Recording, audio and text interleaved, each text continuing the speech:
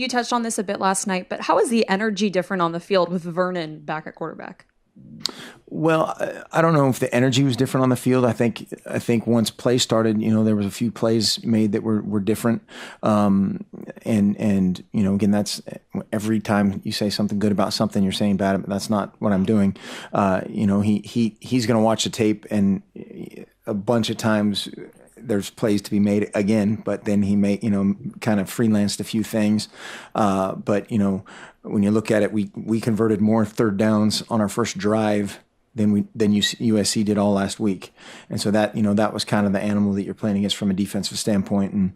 And after a couple of those happened, I think absolutely, I think that, that is something that permeates your team. And then also Braylon, Dwayne Stanford, all the other guys that got involved, which they changed up their coverage quite a bit from a percentage standpoint. They kind of did what they do,